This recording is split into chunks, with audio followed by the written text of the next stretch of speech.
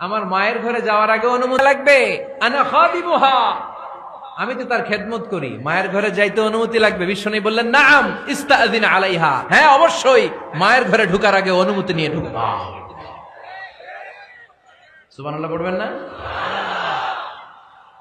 সাহাবী বললেন ইয়া রাসূলুল্লাহ, তিনি তো আমার মা, অনুমতি লাগবে কেন? বিশ্বনবী বললেন আতুহিব্বু আন তারাহা উরিয়ানাতান, ও সাহাবী তুমি কি তোমার মাকে উলঙ্গ দেখতে পছন্দ করো নাকি?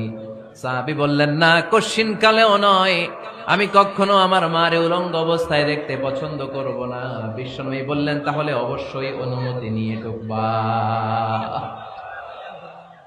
যদি মারে উলঙ্গ দেখতে মনে না চায় তাহলে ঢুকবা, কারণ ঘরের ভিতরে কে কখন কোন পরিস্থিতিতে থাকে তার কোনো হিসাব আছে।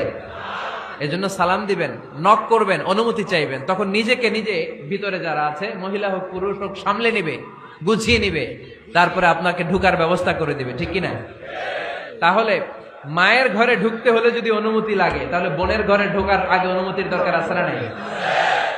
আমার পাশের ঘর হচ্ছে আমার ভাইয়ের ঘর, ভাইয়ের ঘরে ঢোকার আগে অনুমতির দরকার আছে না নাই? কাজিন, চাচাতো বোন, খালাতো বোন, চাচাতো ভাই, খালাতো ভাই, পাশের ঘরের ভাবি, পাশের বাড়ির মানুষ, এদের ঘরে ঢোকার আগে অনুমতির প্রয়োজন আছে না নাই? খবরদার, খবরদার, এটা কবিরা গুনাহ। This is my first message to the people of Feni tonight.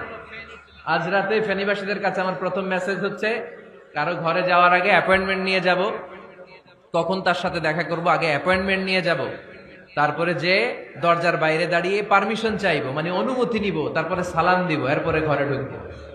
পারা যাবে? ইনশাআল্লাহ পড়তে পারবেন নামাজ করে? আজকে আলোচনার বিষয় হচ্ছে সূরাতুল হুজুরাত। সূরার নাম কি? হুজুরাত। এটা মাদানী সূরা। কি সূরা? এটা কোরআনের 49 নম্বর সূরা। কত নম্বর সূরা? এই সূরায় মোট আয়াত আছে 18টি। কয়টি? এবার আমি প্রশ্ন করব, উত্তর দেন। এই সূরায় মোট আয়াত সংখ্যা কয়টি? 18টি। এটি কোরআনের কততম সূরা? 49তম সূরা। আর সূরাটা মাক্কি সূরা। কি সূরা? মাদানী সূরা। এই সূরাটাকে বলা হয় সামাজিক রীতিনীতির সূরা। সোশ্যাল নর্মস শেখানো হয়েছে এই সূরায়। কেমন করে সমাজের শান্তি শৃঙ্খলার ভারসাম্য অক্ষুণ্ণ থাকবে সে ব্যাপারে এই সূরাতে আল্লাহ তাআলা কিছু দিক নির্দেশনা দিয়েছেন। আমাদের সমাজের ভারসাম্য ঠিক নাই, শান্তি নাই, সুশৃঙ্খলা নাই, শুধু মারামারি, জিঘাংসা, কিলাকিলি, হিংসা, বিদ্বেষ, বিশৃঙ্খলা।